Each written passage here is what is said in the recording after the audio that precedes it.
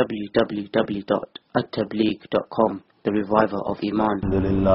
Alhamdulillah, nahmaduhu wa nasta'inuhu wa nastaghfiruhu wa nu'minu bihi wa natawakkalu alayhi wa na'udhu billahi min shururi anfusina wa min sayyiati a'malina. Man yahdihillahu fala mudilla lahu wa man yudlilhu fala hadiya lahu. Wa nashhadu an la ilaha illa Allah wahdahu la sharika lahu. ونشهد أن سيدنا ومولانا محمدا عبده ورسوله. أما بعد، أعوذ بالله من الشيطان الرجيم. بسم الله الرحمن الرحيم. تبت يدا أبي لهب وتب ما أغنى عنه ماله وما كسب سيصلى نارا ذات لهب وامرأته حمالة الحطب في جيدها حبل من مسد. صدق الله العظيم. بزرگوں، بھائیوں، دوستوں، عزیزوں، قرآن کریم ایک ایسی کتاب ہے جو انسان کی خوب رہنمائی کرتی ہے.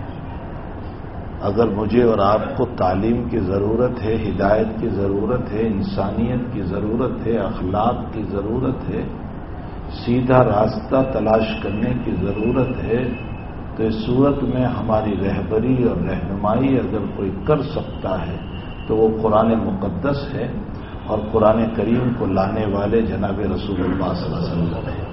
بس یہ دو شخصیت ہیں جو میری اور آپ کی تربیت کریں گی. ہاں، یہ ضرور ہے کہ اولیاء اپنے زمانے میں تربیت کرتے ہیں، صلحاء اپنے زمانے میں تربیت کرتے ہیں، علماء اپنے زمانے میں تربیت کرتے ہیں، لیکن یہ جتنے لوگ تربیت کرتے ہیں وہ انہی تعلیمات کی روشنی میں تربیت کرتے ہیں.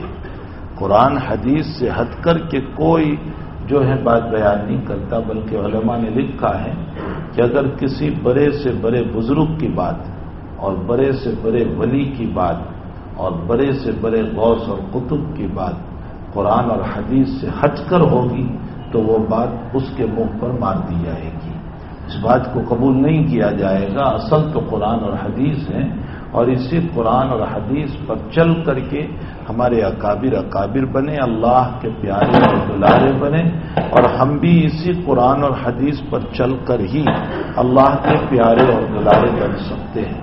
تو یہ مقدس کتاب جو اللہ تعالیٰ نے ہمیں عطا فرمائی ہے، قرآن کریم دو ہے. ایک قرآن تو وہ ہے جس کو ہم تلاوت کرتے ہیں، جو یہاں رکھا ہوا ہے، یہ ایک قرآن ہے. اور ایک قرآن وہ ہے جو چلتا ہوا قرآن ہے، اور وہ ہے جناب رسول اللہ صلی اللہ علیہ وسلم کی ذات گرامی. آپ بھی قرآن ہی ہے. حضرت عائشہ رضی اللہ تعالی عنہا سے کسی نے سوال کیا کہ نبی علیہ الصلوۃ والسلام کے اخلاق کیا تھے، حضرت کے اخلاق کیا تھے؟ تو حضرت عائشہ پوچھ رہی ہے آپ نے قرآن نہیں پڑھا؟ فرمایا قرآن پڑھا ہے. تو آپ نے فرمایا جو قرآن کہتا ہے وہ نبی کے اخلاق تھے. قرآن کریم جو کہتا ہے وہ نبی کے اخلاق تھے. قرآن نے کہا نماز پڑھو، نبی کی پوری زندگی نماز پر گزری، اور ایسی نماز کہ امت کے بعد میں تو ہلکی نماز پڑھائی، بلکہ معاذ ابن جبل اور ابی ابن کعب رضی اللہ تعالیٰ عنہ نے لمبی نماز پڑھائی. لمبی کا مطلب یہ لمبی نہیں جس کو ہم کہتے ہیں لمبی، یہ لمبی نہیں، یہ تو سنت کے مطابق ہے. لمبی کا مطلب ہے انہوں نے سورہ بقرہ پڑھی. اب ظاہر سی بات ہے کہ عشاء کی نماز میں سورہ بقرہ پڑھیں گے. تو روایتوں میں ہے کہ ایک صحابی رضی اللہ تعالیٰ عنہ کھیت سے 2 اونٹنیوں کو باندھ کر کھینچ کر لائے تھے. اب اونٹنیوں کو کھینچنا کوئی معمولی کام نہیں ہوتا ہے. بہرحال وہ دونوں اونٹنیوں کو کھینچ کر لائے تھے، بہت تھک گئے تھے. ادھر دیکھا کہ عشاء کی نماز ہو رہی ہے مسجد کے اندر. فرمایا چلو میں شریک ہو جاؤں. نماز میں شریک ہو گئے. اب معاذ بن جبل رضی اللہ تعالیٰ عنہ کا معمول یہ تھا کہ پہلے اللہ کے نبی کے پیچھے نماز پڑھتے تھے برکتن، تاکہ نبی کے پیچھے برکت حاصل کریں. نیک لوگوں کے پیچھے نماز پڑھنے سے نماز میں بھی برکت ہوتی. اسی لیے علماء نے لکھا ہے کہ اپنا امام نیک ہونا چاہیے، تقوی والا ہونا چاہیے. اور ظاہر سی بات ہے کہ نیک اور تقوی والے امام کے اثرات مقتدی پر منتقل ہوتے ہیں. تو حضرت نبی علیہ السلام کے پیچھے معاذ نماز پڑھتے تھے اور پھر جاتے تھے نماز پڑھانے. تو نبی کے پیچھے جو نماز پڑھی وہ تو نفل تھی ان کی، چونکہ فرض تو اپنے مسجد کے محلے میں امام تھے. پھر محلے کی مسجد میں جاتے تھے نماز پڑھانے کے لیے. تو معاذ ابن جبل اولن تو ویسے بھی لیٹ ہو جاتے تھے، اس لیے کہ حضرت کے پیچھے نماز پڑھتے، وہاں نماز پوری ہوتی، پھر جا کر اپنے محلے میں جاتے تو ویسے بھی نماز میں لیٹ ہو گئے ہوتے تھے. اور پھر سورہ بقرہ شروع کر دی، ایک لمبی سی سورت شروع کر دی. تو وہ صحابی جو پیچھے نماز پڑھنے کھڑے تھے انہوں نے اپنی نماز توڑ دی اور نماز توڑ کر اکیلے نماز پڑھ لی اور نماز پڑھ کر کے چلے گئے. کسی نے معاذ ابن جبل کو بتایا کہ حضرت وہ ایک صاحب تھے، انہوں نے آپ کے پیچھے نماز پڑھی اور آپ نے لمبی قرات شروع کی، تو وہ ناراض ہو گئے اور نماز توڑ دی اور اکیلے نماز پڑھ کے چلے گئے. تو حضرت معاذ ابن جبل کو غصہ بھی آیا، ان کے اوپر کچھ برا بھلا کہا بھی. اس صحابی کو پتا چلا تو وہ سیدھے گئے نبی کریم صلی اللہ علیہ وسلم کے پاس اور حضرت سے جا کر شکایت کی کہ یا رسول اللہ میں معاذ کے پیچھے نماز پڑھنے کھڑا ہوا، انہوں نے سورہ بقرہ شروع کر دی. تو راوی حدیث یوں کہتے ہیں کہ ہم نے اس وقت حضرت کے چہرے پر جو غصہ دیکھا وہ اس سے پہلے بھی نہیں دیکھا، اس کے بعد بھی نہیں دیکھا. حضرت بہت غصے ہوئے اور غصے ہو کر معاذ ابن جبل کو فرمایا فتان فتان فتان، معاذ تم لوگوں کو فتنے میں ڈالتے ہو، اتنی لمبی قرات کے سورہ بقرہ پڑھ رہے ہو. اب ہمارے وہاں تو امام صاحب ایک رکوع پڑھتے ہیں تب بھی کہتے ہیں مختصر پڑھو، حالانکہ یہ سنت ہے، لیکن اس میں بھی کہتے ہیں کہ مختصر پڑھو. بھائی ابھی کتنی مختصر؟ تو پھر عشاء قل هو اللہ انا اعطیناہ ہی میں پوری کر دیں. سب شتابدی ہی چاہتے ہیں، کوئی اطمینان چاہتا ہی نہیں ہے. بھائی نماز میں تو اطمینان ہونا چاہیے. حضرت گنگوہی نور اللہ مرقدہ جب گنگو سے دہلی آئے تو رات عشاء کی نماز کے بعد کافی وقت ہو چکا تھا. اس زمانے میں کوئی گاڑیاں تو تھی نہیں، وہ بیل گاڑیوں سے اور گھوڑوں سے سفر کرتے تھے.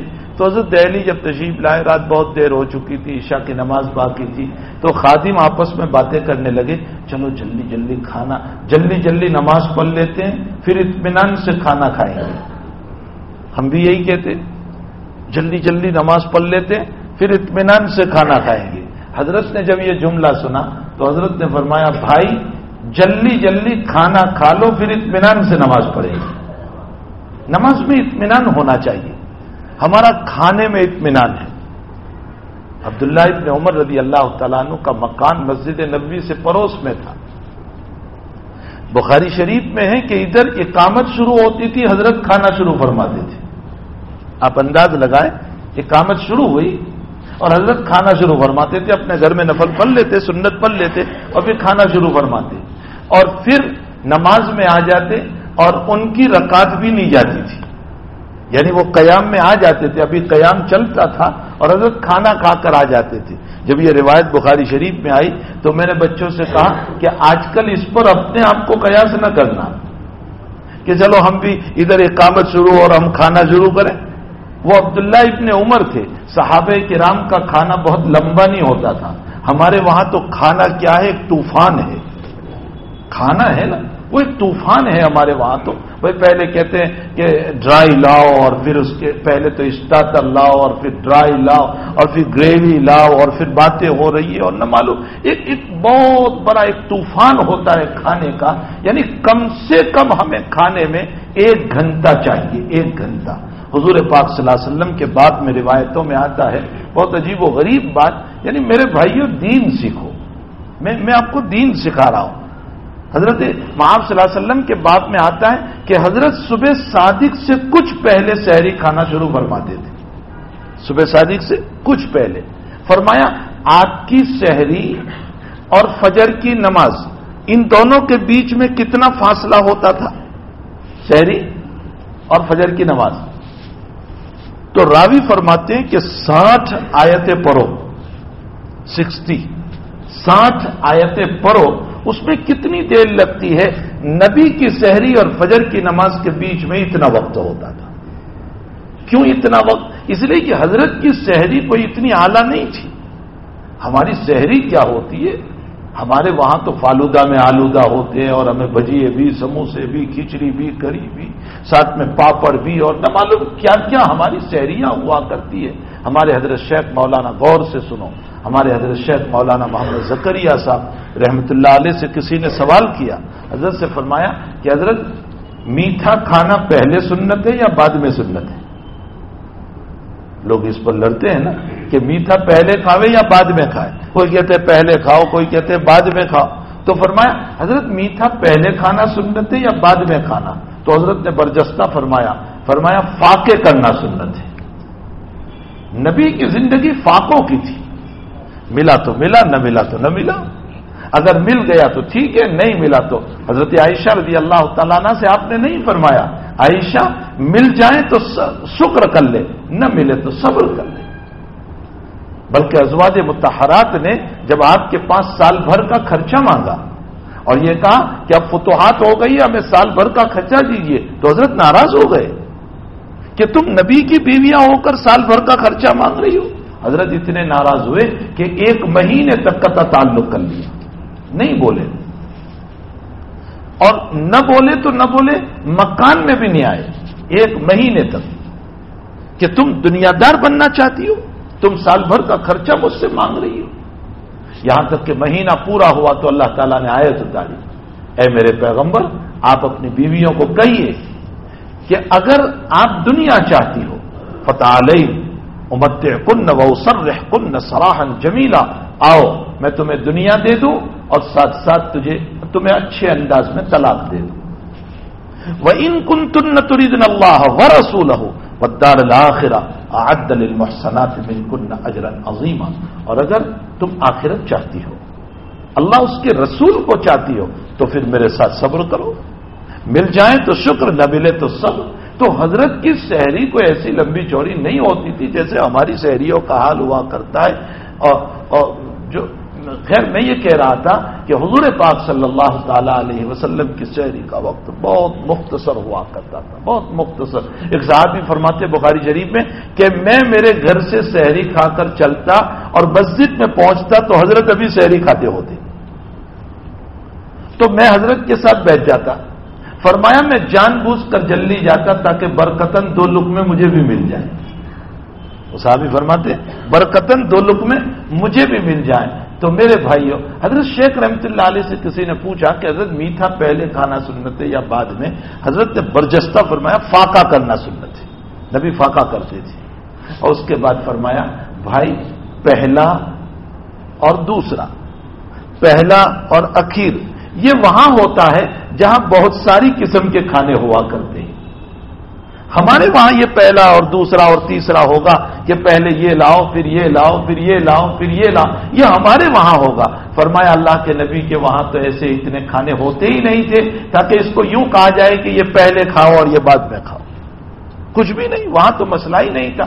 دودھ ملا تو دودھ پی لیا، کھجور ملی تو کھجور کھا لی. حضرت عائشہ فرماتی ہے رضی اللہ تعالیٰ عنہا، میرے بھائیوں غور سے سنو، حضرت عائشہ فرماتی ہے 2 مہینے گزر جاتے تھے کہ میرے گھر میں کبھی چولہا نہیں جلتا تھا، کچھ تھا ہی نہیں. تو فرمایا زندگی کیسے گزرتی تھی؟ فرمایا اسودین پر، یعنی کھجور اور پانی پر. بس کھجور کھا لی، پانی پی لیا. صحابہ کرام کا حال روایتوں میں یہ بیان کیا کہ جب وہ سفر میں چلے ہیں تو سفر کے اندر توشہ ختم ہو گیا، کھجوریں ختم ہو گئی، تو کیا ہوتا تھا؟ فرمایا اس کی گتلیاں جو تھی، گتلیاں اس کو ہم نے رکھ لی اور دوپہر کو صبح شام ہم ان گتلیوں کو چوس لیا کرتے تھے اور اس پر پانی پی لیا کرتے تھے. فرمایا اس سے کیسے تم کو اطمینان ہو جاتا تھا؟ فرمایا اللہ ہمیں اطمینان دے دیتا تھا. میں تمہارے ذہنوں کو ایک دستک دینا چاہتا ہوں میرے بھائیوں، اتنی ساری غربت کے باوجود انہوں نے اپنے رب کو پا لیا. اتنی ساری غربت کے باوجود انہوں نے اپنے رب کو پایا، اور ہمارے پاس دولت کے ہوتے ہوئے بھی ہم نے اپنے رب کو نہیں پایا. ہمارے پاس دولت ہے لیکن ہم نے اپنے رب کو نہیں پایا. میری دولت نے مجھے عیش پرستی سکھائی، میری دولت نے مجھے تعیش سکھایا، میری دولت نے میرے مکان کے اندر سجانے کے وہ طریقے سکھائے کہ جو غریب اگر دیکھ لے تو اس کا جی چلنے لگی.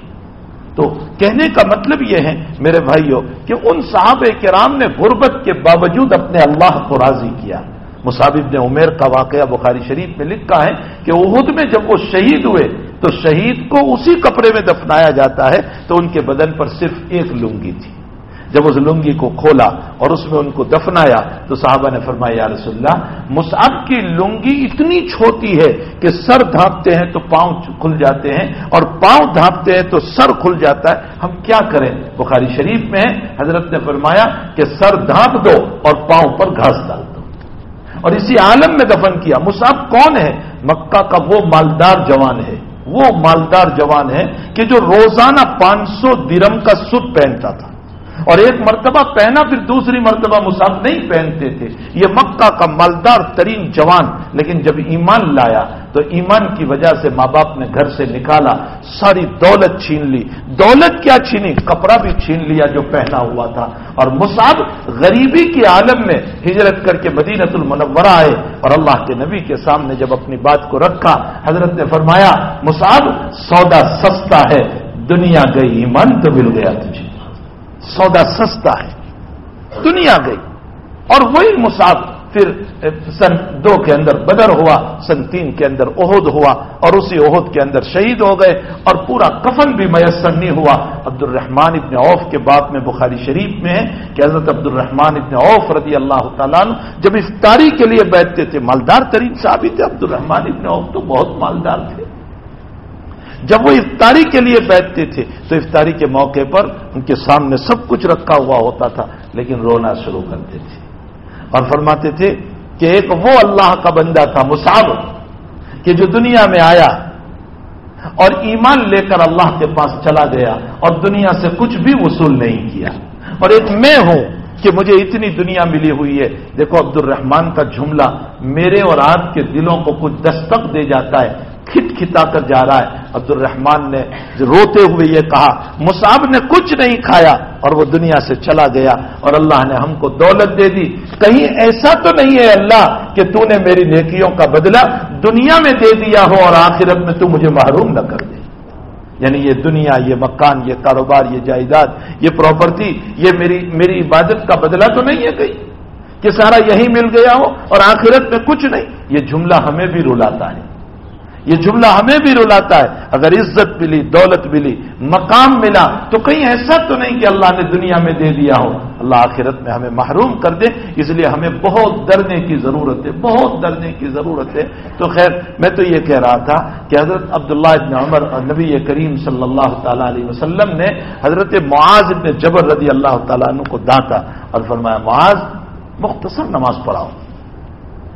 روایت میں فرمایا اذا زلزلت الارض پڑھو, سبح اسم ربک, جیسے ابھی پڑھی گئی سبح اسم ربک الاعلی پڑھو.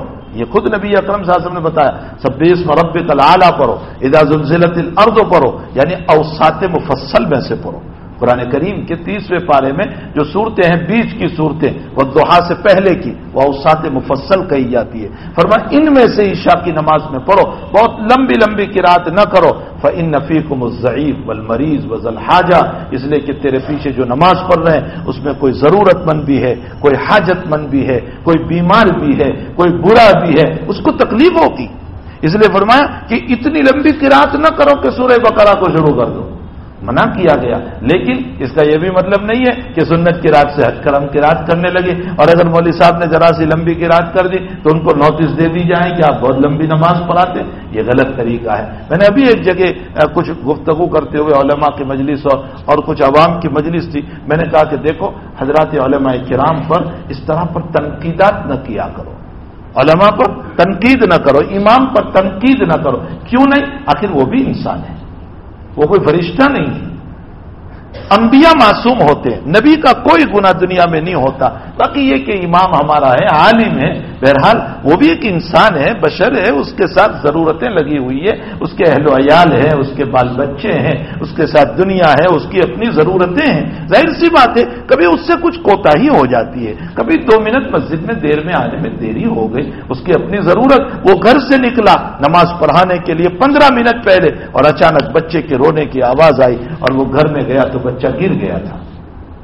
اس کی اپنی ضرورتیں ہوتی ہیں. ہمیں اس کی ضرورت کو سمجھنے کی ضرورت ہے. یہ نہیں کہ ہم جس طرح چاہیں کلام کرنا شروع کر دیں. یہی وجہ ہے کہ حکیم الامت حضرت عبدالرحمن تھانوی نور اللہ مرکزہ نے لکھا ہے کہ اگر قرآن غلط چھپ جائے، قرآن غلط چھپ جائے تو اس صورت میں وہ قرآن تلاوت کے لائق تو نہیں ہے، چونکہ غلط چھپا ہے نا تو وہ پڑھنے کے لائق نہیں ہے.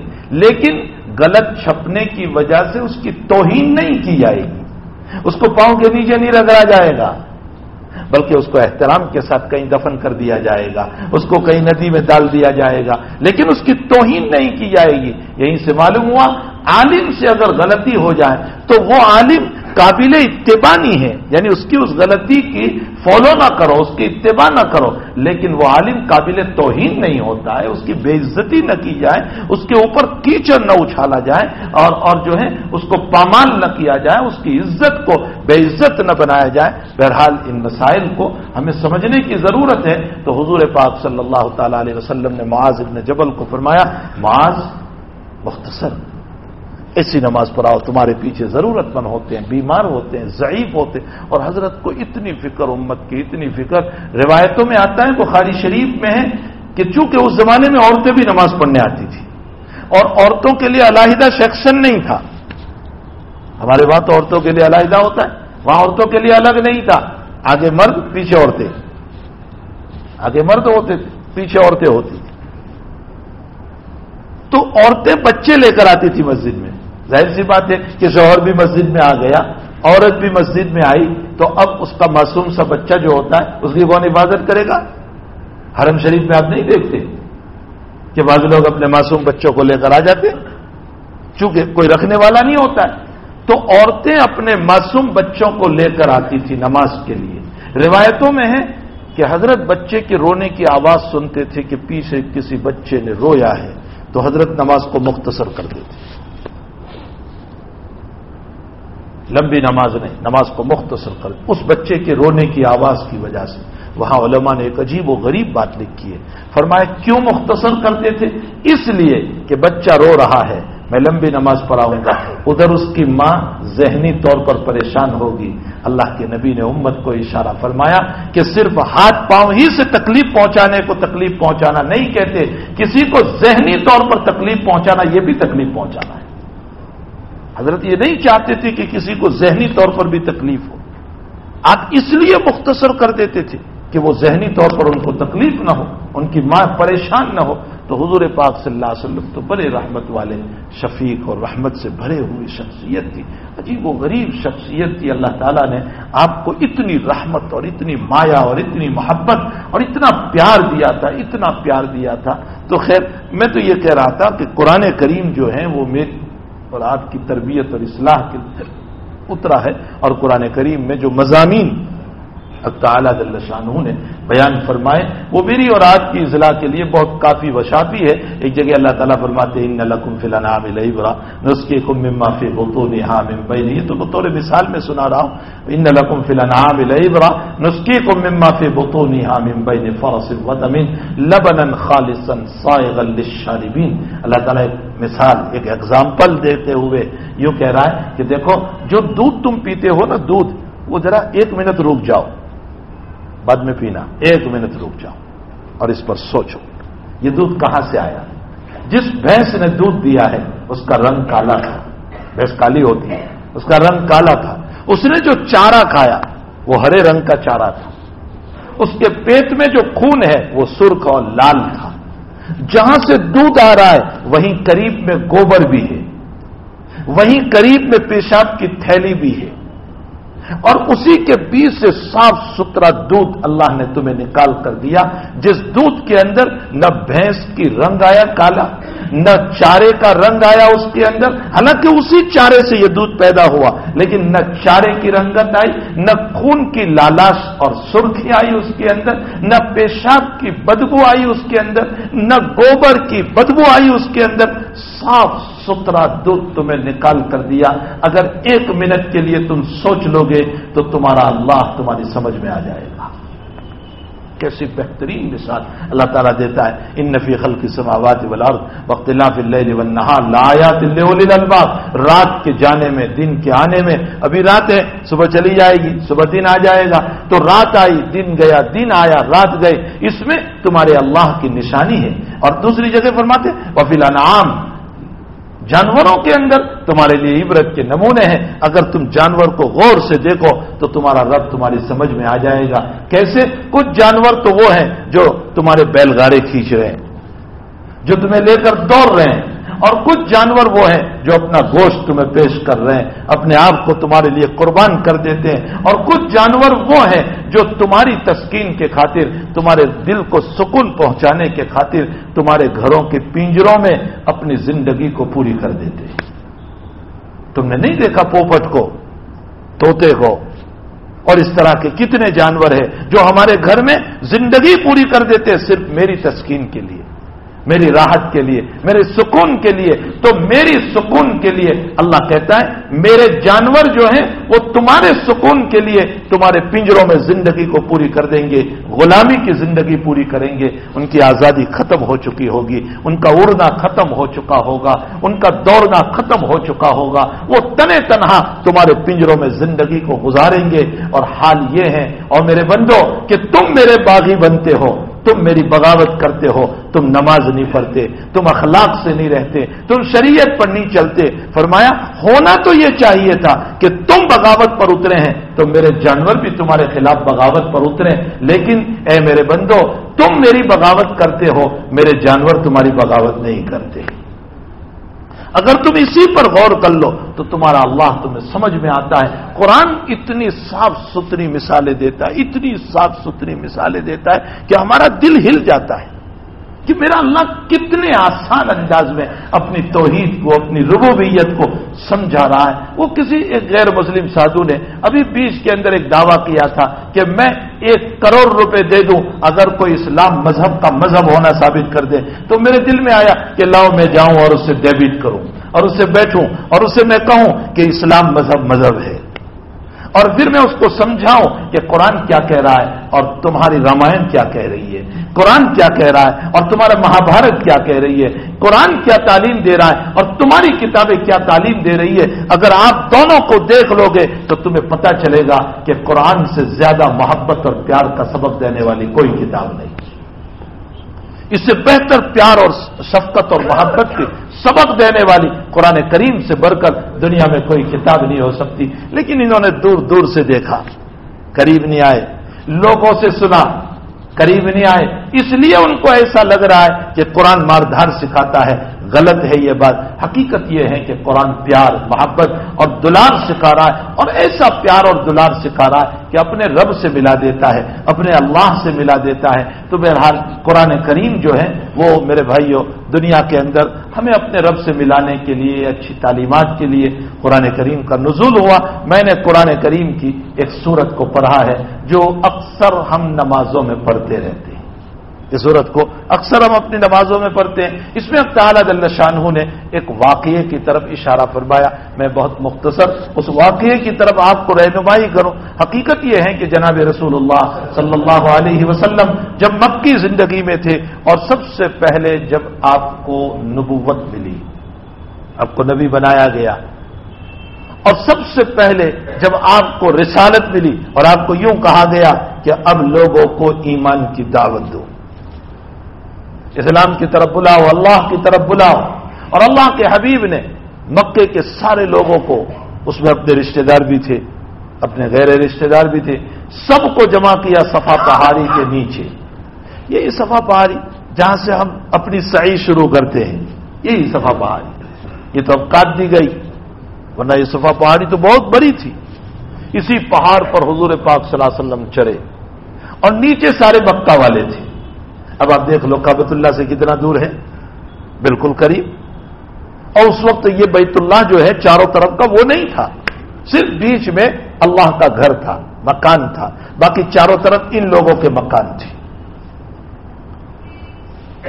تو نبی علیہ السلام نے صفا پہاڑی پر چڑھ کر ان سب کو جمع کیا، اور حضرت نے پہلے ایک مثال دی، اور مثال دے کر یوں سمجھایا کہ دیکھو میں اس بلندی پر کھڑا ہوں اور اس پہاڑ کے پیچھے میں تم کو یوں کہوں کہ ایک لشکر آیا ہوا ہے جو مکے پر حملہ کرنے والا ہے، تم میری بات سچ مانو گے؟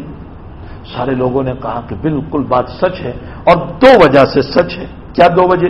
ایک وجہ تو یہ ہے کہ آپ بلندی پر ہے، پیچھے کا آپ دیکھ سکتے ہیں، ہم نہیں دیکھ سکتے، جو نظر آپ کو آئے گا وہ ہم کو نہیں آئے گا۔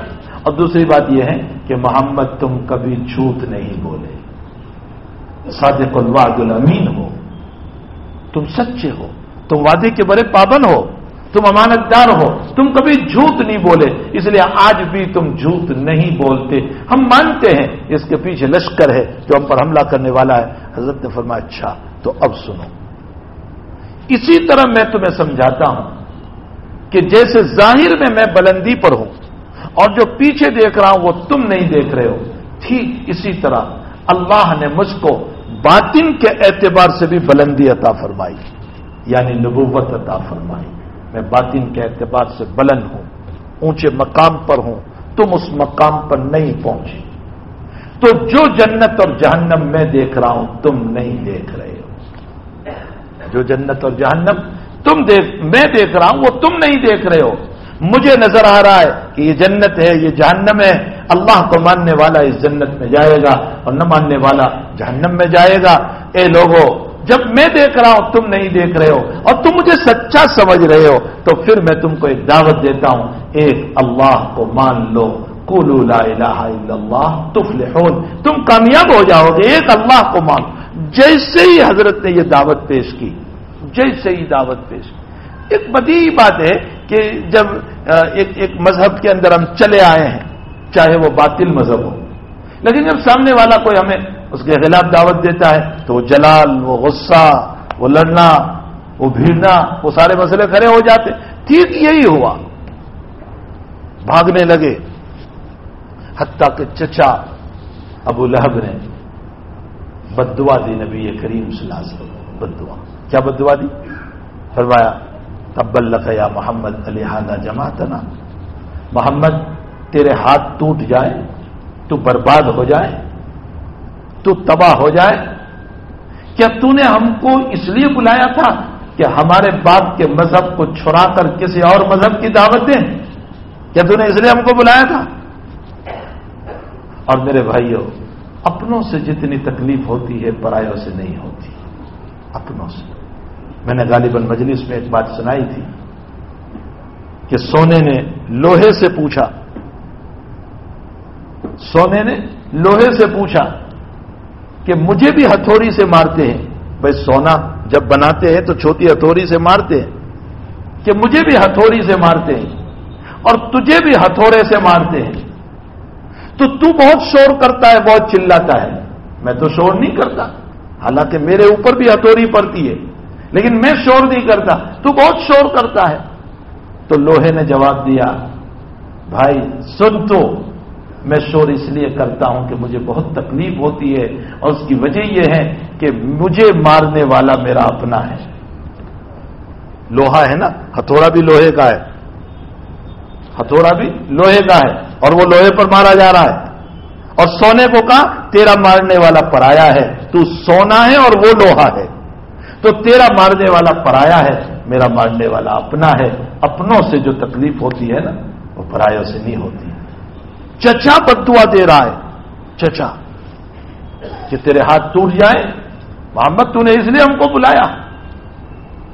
آپ انداز لگائیں حضرت پر کیا گزری ہوگی، تنے تنہا ہے، تنے تنہا، لیکن ایک پہاڑ بن کر کھڑے رہے۔ دنیا کی یہ باطل طاقت آپ کو ہلا نہ سکی، دنیا کی غریبی آپ کو ہلا نہ سکی۔ صحابہ کی غربت تھی لیکن دنیا کی غریبی ان کو ایمان سے ہلا نہ سکی۔ آج مومن ذرا سی غریبی کی وجہ سے ایمان چھوڑ دیتا ہے۔ مکہ کی دشمنیاں آپ کو ہلا نہ سکی، آپ کے سر پر سلا جزور ڈال دیا گیا، اونٹ کی ہوجری لا کر ڈال دی۔ بخاری شریف میں ہے، اتنی بڑی ہوجری اونٹ کی لا کر کے، اور وہ بھی گندگی سے بھری ہوئی، حضرت کے اوپر ڈال دی، اور 2 سال تک بائقات رہا۔ آپ کو کھانا پینا مارکیٹ سے دینا بند کر دیا، لیکن یہ مصائب بھی نبی کو ایمان سے نہ ہٹا سکی، یہ تکلیفیں بھی صحابہ کو ایمان سے نہیں ہٹا سکی۔ میرے بھائیوں، ایمان وہی ہوتا ہے کہ جو انسان مصیبت میں بھی جما رہے ہیں۔ خوشیوں میں جمنا تو سبھی کے لیے آسان ہے، اچھے دن ہے، کوئی ماننے والا نہیں، اے سی میں بیٹھ کر نماز پڑھ رہے ہیں، تو سبھی کے لیے آسان ہے۔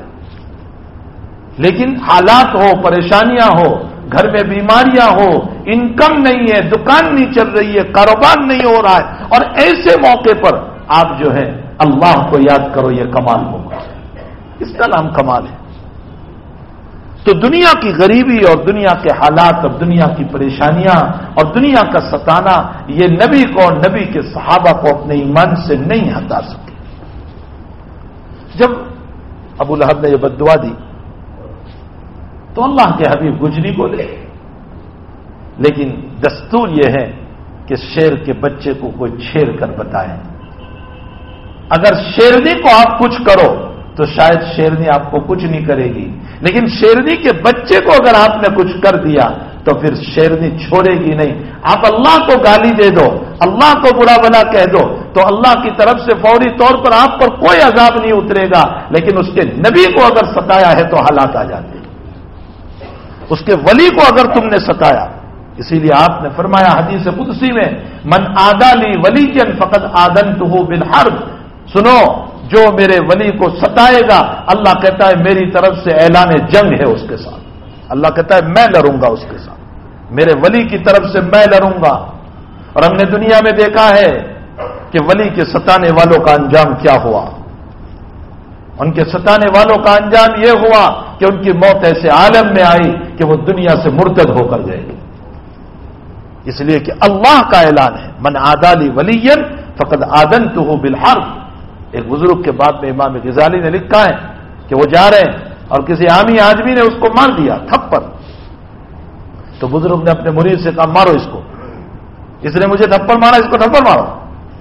مریدوں نے کہا جانے دو، اب کیا ماریں گے اس کو، دو چار قدم نہیں چلا تھا کہ مارنے والا گرا، ٹھوکر لگی، سر میں چوٹ آئی، مر گیا۔ تو بزرگ نے کہا مال لیتے تو اچھا ہوتا، ایک تھپڑ میں مسئلہ ہو جاتا، میرے اللہ نے اس سے بدلہ لے لیا۔ امام غزالی نے واقعہ لکھا ہے احیاء العلوم۔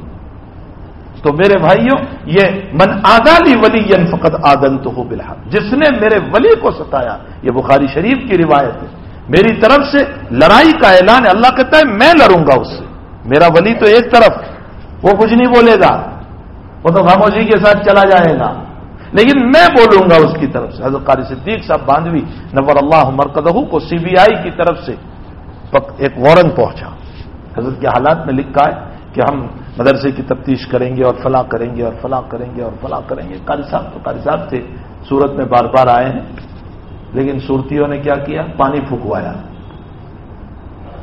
یہ صورتیوں کا کام تھا، پانی پھکوایا، اس سے آگے کچھ نہیں کیا، بس پانی پھکواتے رہے اور تعویذ لکھواتے رہے۔ قاری صاحب اللہ کا ولی تھا، مولانا علی میاں صاحب رحمۃ اللہ علیہ نے لکھا ہے کہ اس زمین پر میں نے قاری صاحب کے نام لے کر ان کے وسیلے سے جتنی دعائیں کی، اللہ نے میری دعائیں قبول کی۔ مولانا علی میاں صاحب لکھ رہے ہیں، کوئی معمولی انسان نہیں لکھ رہا ہے، قاری صاحب اس مقام کے آدمی تھے، قاری صدیق صاحب باندھوی رحمۃ اللہ علیہ۔ تو جب سی بی آئی کی طرف سے وہاں نوٹس گئی تو آپ انداز لگائیں کہ جب سی بی آئی کی یعنی سینٹرل گورنمنٹ کی پولیس جو ہے جب اس پر انوالو ہوئی تو کیا مسئلہ ہوگا۔ آپ کے حالات میں لکھا ہے، آپ کی سوانے میں، کہ آپ کے اطراف میں ہتھوڑا اور باندھا کے اطراف میں جتنے لوگ غیر مسلم تھے، غیر مسلم ہزاروں کی تعداد میں وہ سی بی آئی کے آفس پر چلے گئے لکھنؤ، اور یہ کہا کہ اگر تم نے بابا کے مدرسے میں قدم بھی رکھا، سنو جملہ لکھا ہے، اگر حضرت کو لوگ بابا کہتے تھے، اگر تم نے بابا کے مدرسے میں قدم بھی رکھا تو تم زندہ واپس نہیں جاؤ گے، بابا کی طرف سے ہم کھڑے۔ ان کو کون کہنے گیا تھا؟ اللہ ہی کی طرف سے نصرت، من عادی لی ولیا فقد آذنتہ بالحرب، جو میرے ولی کو ستائے گا میری طرف سے اعلان جنگ ہے۔ تو بہرحال میرے بھائیوں، میں یہ کہہ رہا تھا کہ جناب رسول اللہ صلی اللہ تعالی علیہ وسلم کو ابو لہب نے بد دعا دی، محمد تیرے ہاتھ ٹوٹ جائیں. اچھا، اب حق تعالیٰ جل شانہ کو کوئی گالی دے دے اللہ تعالیٰ کچھ نہیں کرے گا، لیکن اللہ کے نبی کو کوئی، اور وہ بھی محبوب ترین اس کو اگر کوئی اس طرح کہہ دے، شیرنی کو مار دو کچھ نہیں، لیکن شیرنی کے بچے کو مارو گے تو شیرنی نہیں چھوڑے گی. بس اللہ تعالیٰ نے فرمایا میرے پیغمبر یہ تجھے بد دعا دے رہا ہے نا، اس کی بد دعا تو قبول نہیں، لیکن میں قرآن میں اس کے خلاف بد دعا اتار رہا ہوں جو قیامت تک چھوٹے سے چھوٹا اور بڑے سے بڑا پڑھ کر کے ابو لہب کو بد دعا دیتا رہے گا. اس پر یہ بد دعا اتری، تبت یدا ابی لہب، ابو لہب کے ہاتھ ٹوٹ جائیں، ابو لہب کے ہاتھ ٹوٹ جائیں. یہاں علامہ زمخشری رحمۃ اللہ علیہ نے ایک نقطہ لکھا ہے. علامہ زمخشری فرماتے ہیں کہ یہاں کل ہونا چاہیے تھا، کل تبت یدا ابی لہب. کیوں؟ اس لیے کہ اس نے نبی کو بد دعا دی، تو اب جواب میں بھی نبی اس کو بد دعا دیں گے. بھائی مجھے کوئی بد دعا دے تو میں تمہیں بد دعا دوں. تو ہونا یہ چاہیے تھا کہ اللہ تعالیٰ یوں کہتا کل تبت یدا ابی لہب، پیغمبر تم بھی جواب دے دو کہ تیرے ہاتھ ٹوٹ جائیں، یہ کہنا چاہیے تھا. لیکن کل اللہ نہیں لایا، پیغمبر کو بیچ میں واسطہ نہیں بنایا، اللہ نے ڈائریکٹ بد دعا اتاری. تبت یدا ابو لہب کا اللہ ڈائریکٹ بد دعا دے رہا ہے. کیوں نبی کو واسطہ نہیں بنایا؟ فرمایا اس لیے کہ میرے محبوب اگر تو بد دعا دے گا تو سامنے تیرا چچا ہے، لوگ کہیں گے لو یہ کیسا نبی ہے جو اپنے چچا کو بد دعا دے رہا ہے. میرے محبوب تیری نبوت پر کوئی انگلی اٹھائے گا تو مجھے اتنا پیارا ہے کہ میں تجھ پر انگلی اٹھانے کو پسند نہیں کرتا ہوں، اس لیے تجھے بیچ میں آنے کی ضرورت نہیں ہے، میں ڈائریکٹ بد دعا اتارتا ہوں. تبت یدا ابی لہب، ابو لہب کے ہاتھ ٹوٹ جائیں. وتب ما اغنا عنہ مال، اور وہ برباد ہو جائے. ما اغنا عنہ مالہ وما کسب، اس کا مال اور اس کا کمایا ہوا اس کو کام نہیں آیا، اس کو بچا نہیں سکا. ما اغنا عنہ مالہ وما کسب سیصلی نارا ذات لہب وامرأتہ، ان قریب ہم اس کو دہکتی ہوئی آگ میں داخل کریں گے. لہب کا لفظ قرآن نے اس لیے استعمال کیا کہ اس کو بھی لوگ ابو لہب کہتے تھے. اس کا نام ابو لہب نہیں تھا، اس کا نام تو تھا عبد العزیٰ، لیکن لوگ اس کو ابو لہب اس لیے کہتے تھے کہ لہب کا معنی لال، سرخ. یہ انگارے ہوتے ہیں نا لال، اور وہ لال تھا، سرخ تھا، بڑا سرخ تھا، بڑا لال تھا، اس لیے لوگوں نے اس کی کنیت رکھی ابو لہب. تو اسی مناسبت سے اللہ نے بھی لفظ استعمال کیا سیصلی نارا ذات لہب، ہم اس کو دہکتی ہوئی سرخ آگ میں داخل کریں گے. وامرأتہ، یہ اکیلا نہیں جائے گا، اس کی بیوی اے پیغمبر تیری چچی بھی جائے گی. کیوں؟ اس لیے کہ تیری چچی بھی بدلہ لینے میں کوئی کم نہیں کی، تیرے راستے میں کانٹے بچھاتی ہے، تجھے ستاتی ہے، تجھے پریشان کر رہی ہے، تیرے ساتھ یہ مسائل کر رہی ہے. وامرأتہ حمالۃ الحطب، جو لکڑیوں کو اٹھانے والی ہے، یہ لکڑیاں اٹھا کر لاتی تھی اور وہ کانٹے دار لکڑیاں ہوتی تھی اور نبی کے راستے میں ڈال دیتی تھی. فی جیدہا حبل من مسد، اس کا ایک ترجمہ تو علماء نے یوں کیا کہ ہم قیامت کے دن اس کے گلے میں رسی باندھ کر اس کو لٹکا دیں گے جہنم کے اندر. اور دوسرا ترجمہ اس کا کیا کہ یہ لکڑیاں اٹھا کر لا رہی تھی اپنے سر پر، اور اچانک وہ جو گتھری تھی سر کے اوپر وہ اتارنے گئی، اور وزن اتنا تھا کہ اتارتے اتارتے اس پر جو رسی باندھی تھی وہ اس کے گلے میں پھنس گئی اور اسی میں وہ مر گئی. حمالۃ الحطب فی جیدہا حبل من مسد. میرے بھائیوں، قرآن کی یہ سورت مجھے اور آپ کو یہ تعلیم دے رہی ہے کہ جناب رسول اللہ صلی اللہ علیہ وسلم کی ہمیں اتباع کرنا چاہیے. آپ کی اتباع ہی کے اندر ہماری کامیابی ہے، آپ کی اتباع سے ہٹ کر ہماری ناکامی ہے. ابو لہب نے آپ کی اتباع نہیں کی تو وہ ناکام ہوا، اور جو ہے بلال نے، صہیب نے، ان غریب لوگوں نے آپ کی اتباع کی تو اللہ تعالیٰ نے ان کو کامیاب بنا دیا. معلوم یہ ہوتا ہے نبی کی اتباع میں کامیابی ہے. اور میرے بھائیوں یہ بات مسلم ہے، قبر میں جب ہم پہنچیں گے تو اسی نبی سے متعلق مجھ کو اور آپ کو سوال ہوگا. ومن نبیک انکم تفتنون فی قبورکم، بخاری شریف کے الفاظ ہیں انکم تفتنون فی قبورکم، تم تمہاری قبروں میں میرے باب میں آزمائے جاؤ گے، تمہیں پوچھا جائے گا. انکم تفتنون فی قبورکم. میرے باب میں کیا پوچھیں گے فرشتے؟ یوں کہیں گے تم جانتے ہو محمد کو؟ بخاری شریف میں ہے جب یہ سوال ہوگا تو ایمان والا جواب دے گا کہ ہاں محمد ہمارے نبی جانا بالبینات والہدی، جو ہدایت اور دلائل کو لے کر آئے، ہم نے ان کو مانا، ہم نے ان کو تسلیم کیا، ہم نے ان کی باتوں کو مانا. تو فرشتہ کہے گا نم صالحا، سکون کے ساتھ سو جا، قیامت تک تیرے اللہ کے علاوہ اٹھانے والا کوئی نہیں، اطمینان سے سو جا. اور فرمایا کافر اور منافق سے سوال ہوگا کہ جانتے ہو محمد کو؟ تو وہ کہیں گے لا ادری، میں نہیں جانتا. لوگ کہتے تھے دنیا میں کہ محمد نام کا ایک پیغمبر مسلمانوں کے اندر تھا، تو میں بھی یہی کہتا تھا، باقی مجھے نہیں معلوم کہ محمد کی حقیقت کیا اور ان کی شریعت کیا اور ان کی باتیں کیا، مجھے نہیں معلوم. تو روایت میں ہے بخاری شریف میں فرشتے برز اٹھاتے ہیں اور اس کے سر پر مارتے ہیں اور یہ کہتے ہیں ہمیں یہی یقین تھا کہ تو یہی جواب دینے والا ہے. میرے بھائیوں، قبر میں بھی اسی نبی سے متعلق مجھے اور آپ کو سوال ہونے والا ہے، انہی کی زندگی سے متعلق سوال ہونے والا ہے. اور ہمارے اس موت کے وقت کو خوب یاد کر لو جب ہمیں غسال کے حوالے کر دیا جائے گا. غسال غسل دینے والا، غسال کے حوالے کر دیا جائے گا اور ہمارے پاؤں کو باندھ دیا جائے گا اور ہمارے ہاتھوں کو لٹکا دیا جائے گا اور ہم کفن میں چتے پڑے ہوئے ہوں گے. کروٹ بدلنے کی بھی ہم میں وہ قوت و طاقت نہیں ہوگی اور ہمارے بدن سے اگر بدبو نکل رہی ہوگی تو بھی اس کو ہم روکنے کی قوت نہیں روک سکیں گے، نہ پخانہ کو روک سکیں گے، نہ پیشاب کو روک سکیں گے. اور ہماری ناک میں روئی کو ٹھوس دیا جائے گا اور ہمارے کانوں میں روئی کو ٹھوس دیا جائے گا. اور رات کو ہماری اولاد خود ہی کہے گی جلدی دفن کر دو، جلدی دفن کر دو. کیوں؟ ارے بھائی یہ باپ ہے، صبح کو لے چلنا، نہیں آنے والے مہمانوں کو بھی دیری ہوتی ہے، اس کو جلدی دفن کر دو. جس اولاد کے خاطر زندگی گزاری وہ تجھے ایک رات بھی گھر میں رکھنا پسند نہیں کرے گی. جب ایسی موت کے مسائل ہمارے ہیں تو پھر ہم کیوں اس موت کے لیے تیاری نہ کریں؟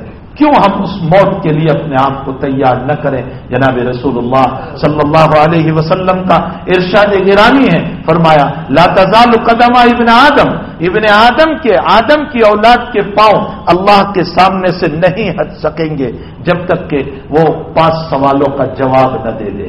5 سوال جب تک اس کا جواب اللہ کو نہ دے دے اللہ کے سامنے سے ہٹ نہیں سکیں گے. پہلا سوال ہوگا ان عمرہ فیما افناہ، ہم نے تم کو عمر دی تھی کہاں لگائی؟ یہ تمہاری عمر، تمہارا بچپنا، جوانی، تمہارا بڑھاپا تم نے کہاں خرچ کر دیا؟ اس کو تم کہاں لگا کر کے آئے؟ وان شبابہ فیما ابلاہ، اور ہم نے تم کو جوانی دی تھی، اس جوانی کو کہاں لگایا؟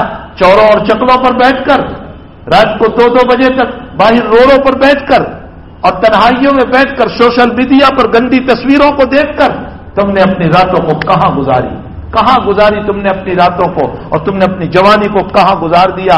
تم کہاں گھوم رہے تھے اپنی جوانی کے اندر؟ کس لڑکی کے پیچھے اور کس کسینے کے اندر اور کس جوا کھیلنے والے کے پیچھے اور کس شراب پینے والے کے پیچھے تم اپنی جوانی کو کہاں گزار رہے تھے؟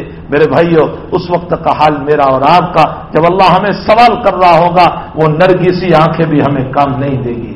آج تو ہم دنیا میں ایسے مچل کر چلتے ہیں کہ جب ہم چلتے ہیں اپنے دولت کے نشے پر تو ایسا لگتا ہے کہ زمین کو ہم پھاڑ دیں گے. اور ہماری خوبصورت آنکھ اور خوبصورت چہرے کی بنیاد پر عورت اور مرد سمجھتا ہے اور جوان سمجھتا ہے مجھ سے بہتر خوبصورت کوئی نہیں. وہ اپنی آنکھوں پہ اترا رہے ہیں، وہ اپنے چہرے پر اترا رہے ہیں، وہ اپنی چال پر اترا رہے ہیں، وہ اپنے علم پر اترا رہے ہیں، وہ اپنے شیخوخت پر اترا رہے ہیں، وہ اپنے دولت کے اوپر اترا رہے ہیں کہ میری دولت، میرا علم، میری شیخوخت، میں شیخ ہوں، میں مفتی ہوں، میں عالم ہوں، میں دولت مند ہوں، میں وکیل ہوں، میں لوئر ہوں، میں ٹیچر ہوں، میں MP ہوں، میں MLA ہوں، میں خوبصورت ہوں. ارے میرے پاس مال کی بچھار ہے اور میں چلتا ہوں تو کوئی میرا نام نہیں لیتا. فرمایا ایک وقت آئے گا کہ تو کروٹ بدلنے کا بھی محتاج ہو جائے گا اور سب کچھ ختم.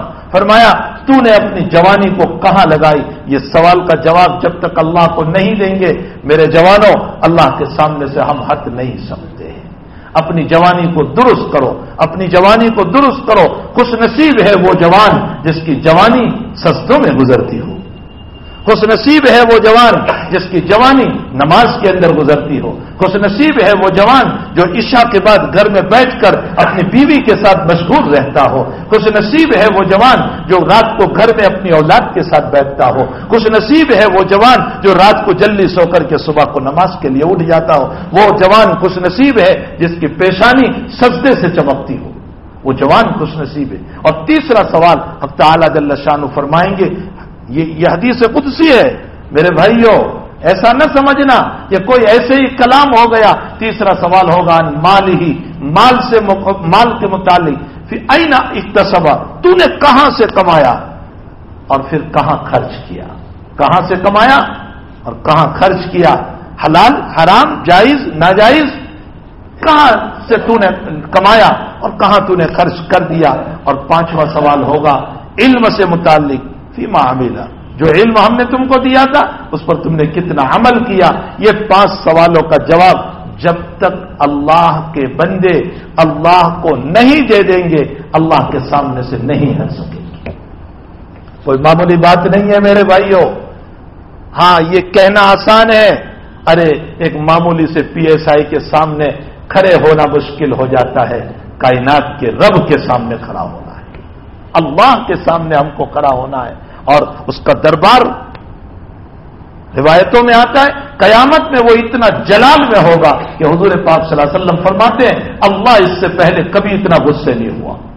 اور اس کے غصے کا عالم یہ ہوگا کہ اس کے سامنے آدم سے لے کر عیسیٰ علیہ السلام تک کسی نبی کو بولنے کی ہمت نہیں ہو سکے گی. حالانکہ ابراہیم خلیل اللہ ہے، موسیٰ کلیم اللہ ہے، اتنے بڑے بڑے نبی، لیکن وہ بھی نہیں بول سکیں گے اور یوں کہیں گے نفسی نفسی نفسی نفسی. ہم کچھ نہیں کہہ سکتے، آج کچھ نہیں کہہ سکتے. ہمیں تو اپنی فکر ہے کہ کہیں اللہ ہماری پکڑ نہ فرما لے. اگر اس وقت کوئی بول سکتا ہے تو آپ کا لادلا اور دلارا محمد الرسول اللہ صلی اللہ علیہ وسلم یہی بول سکیں گے، باقی کسی کو اجازت نہیں ہوگی. آپ اتنے جلال میں ہوں گے، اتنے جلال میں ہوں گے. اور جو آپ کا سوال ہوگا اس موقع پر روایتوں میں حضور نے فرمایا اللہ قیامت میں یوں پوچھیں گے اینا ملوک الارض، ارے دنیا میں وہ بادشاہت کے دعوے دار تھے نا، میری حکومت میرا مکان میرا مال میری جائیداد میرے خدام میرے نوکر، اینا ملوک الارض. فرمایا وہ دنیا کے بادشاہ کہاں چلے گئے؟ انا الملک وانا الدیان، میں ہوں بادشاہ. آج تمہاری ساری بادشاہت ختم ہو گئی، ساری بادشاہت ختم. میرے بھائیوں اس رب کے سامنے مجھے اور آپ کو حاضر ہونا ہے اور یہ 5 سوالوں کا جواب دینا ہے. اب میں اور آپ ہم اپنے گریبان میں ذرا جھانک کر کے دیکھ لیں کہ ان 5 سوالوں کا جواب ہے میرے پاس. آپ خود سوچ لیں کہ میرے پاس جواب ہے. اگر اللہ نے مجھے پوچھا کہ عمر کہاں لگا دی، میں کیا جواب دوں؟ میں کیا؟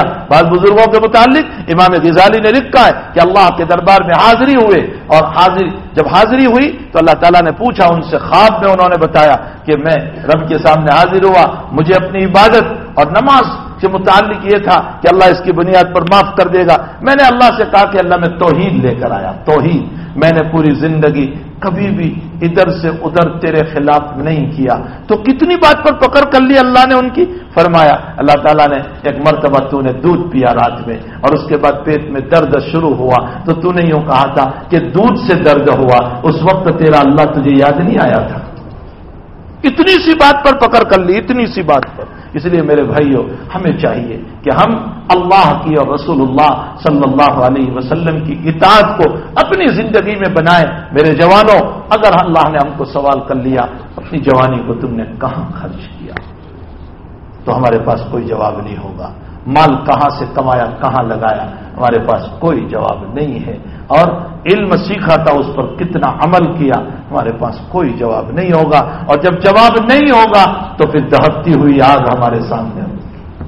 اللہ ہم پر فضل فرمائے، کرم فرمائے اور اپنے فضل اور کرم سے اب تعالیٰ جل شانہ ہمیں معاف فرمائے. میں بہت لمبے سفر سے آیا ہوں، صبح 4، 5، 6، 5:30 سے میں جلگاؤں سے چلا تھا اور 12 گھنٹے مسلسل بائی روڈ سفر کرتا ہوا یہاں پہنچا ہوں. مجھ میں نہ ہمت تھی نہ طاقت تھی بولنے کی، لیکن میں نے بھائی صاحب کو وعدہ کر دیا تھا آج کا، اس لیے میں اس وعدے کو نبھانے کے لیے میں یہاں حاضر ہو گیا. اللہ تعالیٰ نے چند باتیں جو کچھ اپنے فضل سے کہلوائی مغرب کے بعد تو ایسا تعب تھا کہ لگتا تھا کہ میں شاید بات نہ کر پاؤں، لیکن اللہ ہی نے اپنا فضل کرم فرمایا اور اس نے اپنے دین کی چند باتیں کہلوائی۔ اللہ مجھے بھی توفیق دے، آپ کو بھی توفیق دے، اور اللہ کی مرضیات پر چلنے کی ہم سب کو توفیق عطا فرمائے۔ اور ہمارے ماشاءاللہ میں نے ابھی دیکھا جمعیت علماء سورت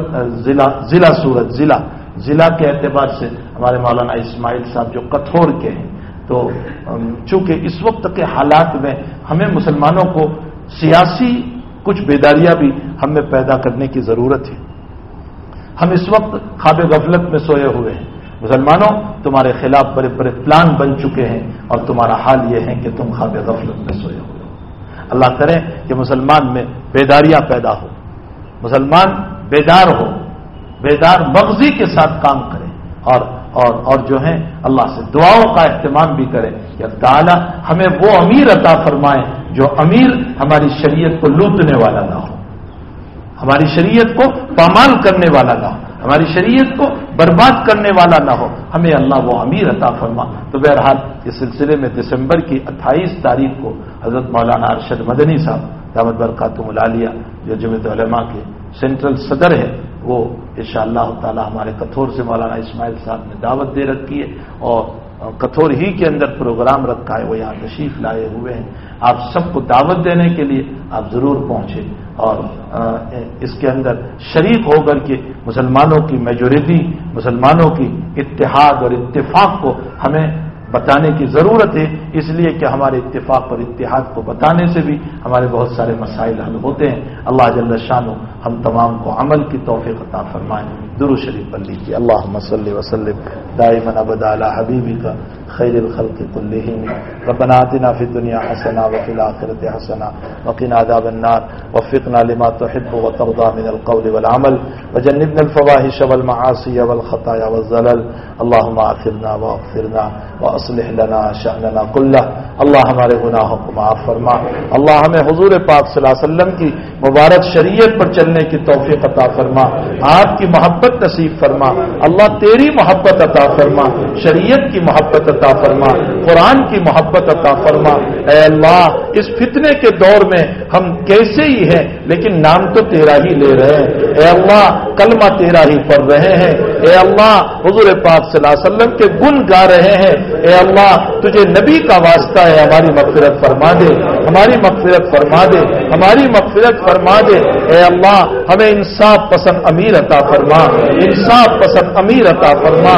اے اللہ ایسا امیر ہمیں نہ دینا جو ہم پر ظلم کرنے والا ہو، جو ہماری عزتوں کو تار تار کرنے والا ہو، جو ہماری بیٹیوں کی عزت و ناموس کو لوٹنے والا ہو، جو ہماری شریعت کو پامال کرنے والا ہو۔ اللہ ہمیں انصاف پسند امیر عطا فرما۔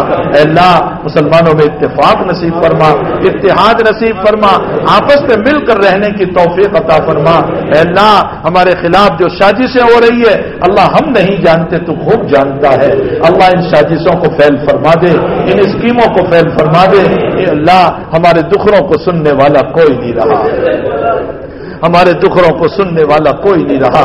اللہ ہم مظلوم ہیں، ہم مظلوم ہیں، اللہ تو نے ہی تیرے حبیب کے ذریعے سے کہلوایا ہے کہ تم مظلوموں کی سنتا ہے۔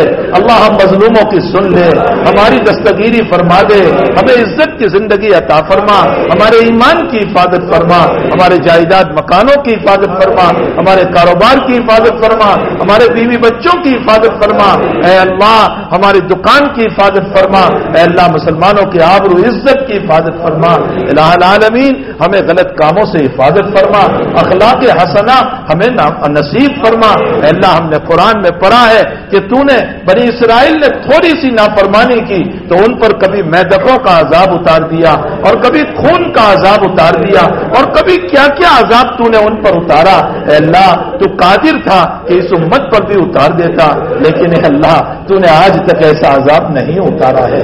یقیناً اللہ ہم تیرے شکر گزار ہیں، ہم شکر گزار ہیں کہ تو نے ایسا عذاب نہیں اتارا ہے الہ العالمین، لیکن ہمیں بھی نیک بننے کی توفیق عطا فرما، ایک بننے کی توفیق عطا فرما۔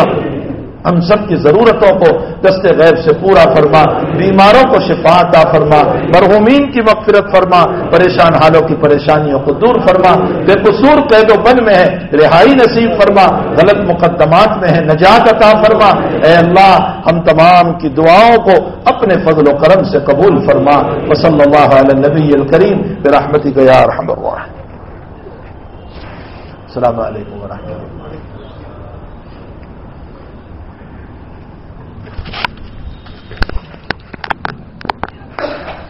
www.attableek.com, the reviver of